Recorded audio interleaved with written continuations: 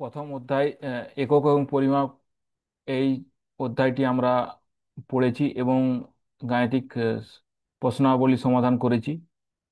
এরপরে দ্বিতীয় পরিচ্ছেদটি হলো গতিবিদ্যা। এটি আমরা আলোচনা শুরু করব। তো এই পরিচ্ছেদটিতে অনেকগুলি অধ্যায় রয়েছে, যেগুলো আমি আলাদা আলাদা পার্টে আলোচনা করব। তো প্রথমে আমি যেটা আলোচনা করব সেটা হলো ভেক্টর। তো এই ভেক্টরে যে যে বিষয়বস্তুগুলো মধ্যে আমাদের পাঠ্যসূচির মধ্যে আছে সেগুলি হলো ভেক্টরের ধারণা, ভেক্টরের বৈশিষ্ট্যসমূহ, লব্ধি ভেক্টর, ভেক্টরের বিভাজন, ত্রিমাত্রিক ক্ষেত্রে ভেক্টরকে কিভাবে উপস্থাপন করা যায় এবং ভেক্টরের গুণ। তো এগুলি আমি এক এক করে আলোচনা করব। তো আজকে আমি আলোচনা করব ভেক্টর ধারণা, মানে ভেক্টর কি। তো ভেক্টর হলো এমন একটি ভৌত রাশি যার মান এবং দিক দুটোই আছে। উদাহরণ হলো সরণ, বল, ওজন ইত্যাদি।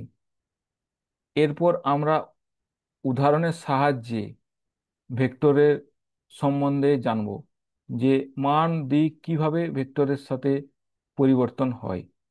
তো প্রথম যে উদাহরণটি হলো, মনে করি একজন মানুষ হেঁটে যাচ্ছে 3 মিটার পূর্ব দিকে,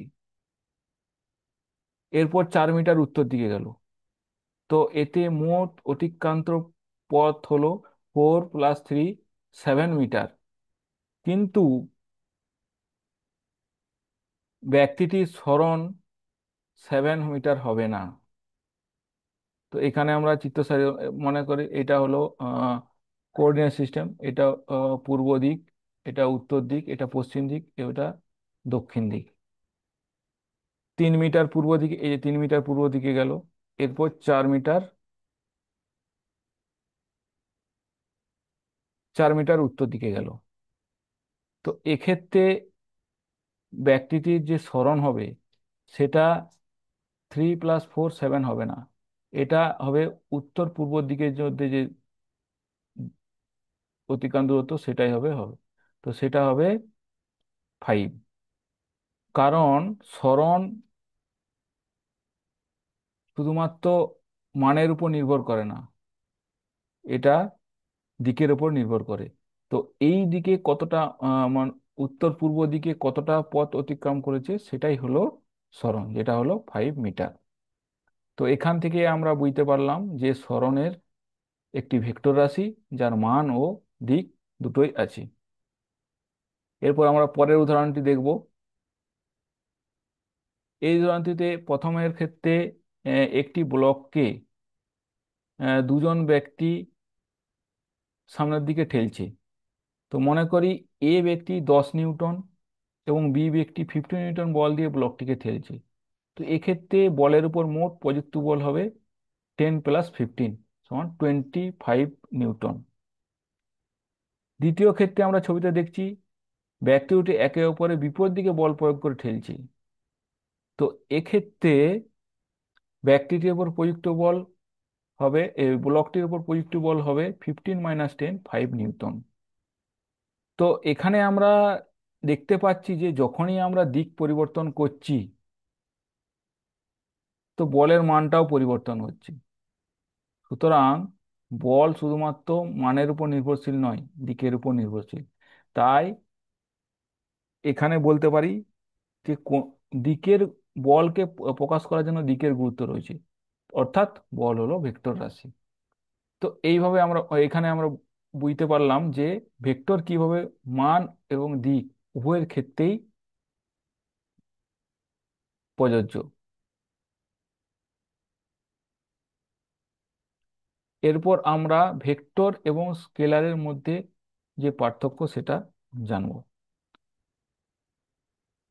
তো সংজ্ঞা থেকে আমরা বলতে পারি যে ভেক্টরের রাশি হলো এমন একটা রাশি যার মাত্রা ও দিক আছে। স্কেলার যা শুধুমাত্র মাত্রা আছে, মানে মান আছে। আহ মান দিক দুটোই আছে, এতে শুধুমাত্র কেবল মান আছে। ভেক্টরকে প্রকাশ করার সময় তীর চিহ্ন বা উপাংশ সহ প্রকাশ করা হয়, কিন্তু স্কেলারের ক্ষেত্রে শুধুমাত্র সাধারণ সংখ্যা এবং একক দিয়ে প্রকাশ করা হয়। শুধুমাত্র মান মানে সাধারণ সংখ্যা মানে এখানে মান এবং তার একক দিয়ে প্রকাশ করলেই আমরা স্কেলারকে প্রকাশ করতে পারি। ভেক্টরের উদাহরণ হলো বেগ, বল, ত্বরণ, আহ বিস্থাপন, ওজন। স্কেলারের উদাহরণ হলো দূরত্ব, সময়, ভর, তাপমাত্রা ও কাজ।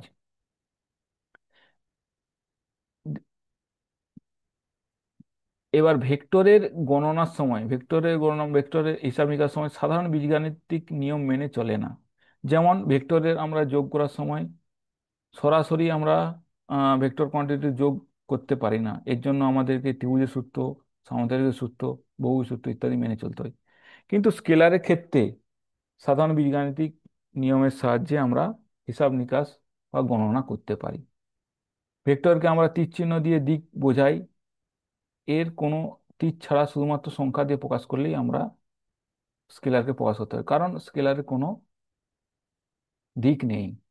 তো এগুলো হলো ভেক্টর ও স্কেলারের মধ্যে পার্থক্য। এরপর আমরা জানবো ভেক্টরকে কিভাবে প্রকাশ করা যায়। তো ভেক্টরকে অনেকভাবে প্রকাশ করা যায়, সেগুলো আমরা এক এক করে জানবো। তো প্রথম যেটা হলো তীর চিহ্নর সাহায্যে ভেক্টরকে কিভাবে প্রকাশ করা যায়। তো এর জন্য একটা আমাদের কি সোজা একটা লাইন ড্র করতে হবে বা রেখা আঁকতে হবে, যার এক প্রান্তে তীর থাকবে। ওই রেখাটির যে দৈর্ঘ্য হবে সেটা ওই ওই ভেক্টরটার মান বোঝাবে, এবং তীরের যে দিক হবে সেটা হবে ভেক্টরের দিক প্রকাশ করবে। তো উদাহরণস্বরূপ আমরা দেখব, মনে করি একটি গাড়ি 5 মিটার পার সেকেন্ড বেগে এক্স দিকে যাচ্ছে। তো এটা হলো কোঅর্ডিনেট সিস্টেম, যেখানে এক্স হলো এই দিক, জেড এই দিকে, আর ওয়াই এদিকে। তো একে আমরা তীর চিহ্নের সাহায্যে কিভাবে প্রকাশ করব? তীর চিহ্ন প্রথমে একটা লাইন থাকবে এবং এক্স দিকে যাচ্ছে, ওই জন্য অ্যারোটা এক্স এর দিকে আছে। তো এখানে এ হলো প্রাথমিক বিন্দু, বি হলো শেষ বিন্দু, এবং এ বি এর দৈর্ঘ্য হবে 5 মিটার পার সেকেন্ড, দিক এক্স দিকে। তো এইভাবে আমরা তীর চিহ্নের সাহায্যে ভেক্টরকে প্রকাশ করতে পারি।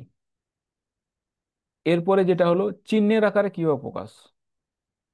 চিহ্নের প্রকাশ করার জন্য সাধারণত আমরা ইংরেজি যে অক্ষরগুলো থাকে তার উপর তীর দিয়ে প্রকাশ করি। যেমন উদাহরণস্বরূপ এ এর উপর তীর, এ উপরে তীর চিহ্ন, ভি উপরে তীর চিহ্ন, এফ উপরে তীর চিহ্ন। তো এগুলো আমরা চিহ্নের সাহায্যে আমরা ভেক্টরকে প্রকাশ করতে পারি এইভাবে। এরপরে আমরা উপাংশের সাহায্যে কিভাবে প্রকাশ করতে পারি। ভেক্টরগুলি যে বিভিন্ন উপাংশ পাওয়া যায়, সেই উপাংশকে আমরা ব্যবহার করে আমরা ভেক্টরকে প্রকাশ করতে পারি। তো ভেক্টরকে এক্স ওয়াই জেড অক্ষ বরাবর উপাদানে ভাগ করে আমরা প্রকাশ করি। যেমন এ একটি ভেক্টর, একে আমরা এক্স অক্ষ বরাবর, ওয়াই অক্ষ বরাবর, জেড অক্ষ বরাবর ভাগ করছি কিভাবে? A x i, a y j plus a z k. তো এখানে আই জে কে হলো এক্স অক্ষ বরাবর একক ভেক্টর, এবং এক্স, এ ওয়াই, এ জেড এগুলি হলো এক একটি অক্ষের উপাংশ। এক্স হলো এক্স অক্ষের দিকের উপাংশ, এ ওয়াই হলো ওয়াই অক্ষের দিকের উপাংশ, এবং এ জেড হলো জেড অক্ষ বরাবর উপাংশ। তো এইভাবে আমরা উপাংশকে ব্যবহার করে ভেক্টরকে প্রকাশ করতে পারি। এরপর আমরা জানবো জ্যামিতিকভাবে কিভাবে প্রকাশ করা যায়। তো জ্যামিতিকভাবে প্রকাশ করার জন্য আমরা যে কার্টেজিয়ান অক্ষ বা ত্রিমাত্রিক গ্রাফে তীর চিহ্ন দিয়ে প্রকাশ করে আমরা ভেক্টরকে প্রকাশ করতে পারি। তো এখানে ছবিতে দেখা হলো, যেমন এখানে a vector x y z অক্ষগুলি আছে। এখানে এ ভেক্টর কে দেখো এই গ্রাফিকের সাহায্যে এই লেখচিত্রে প্রকাশ করা হয়েছে। আর বি ভেক্টর এখানে লেখচিত্রে প্রকাশ করা হয়েছে। আর এ প্লাস বি ভেক্টরকে লেখচিত্রে প্রকাশ করা হয়েছে। তো এইভাবে আমরা লেখচিত্রের মাধ্যমেও আমরা ভেক্টরকে প্রকাশ করতে পারি।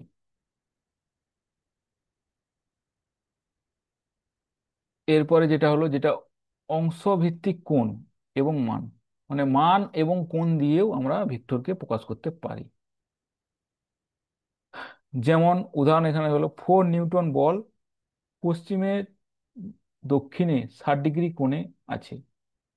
তো একে আমরা এর জ্যামিতিক প্রকাশটি হলো এই যে। তো এখানে দেখো, এখানে 4 নিউটন বলটি দক্ষিণ এবং পশ্চিমের সঙ্গে 60 ডিগ্রি কোণে আছে। তো এইভাবে আমরা মান এবং কোণকে লিখে, ভাষার আকারে লিখে আমরা ভেক্টরকেও প্রকাশ করতে পারি। তো এই মেথডের 5টি মেথডকে আমরা ব্যবহার করে ভেক্টরকে প্রকাশ করা যায়।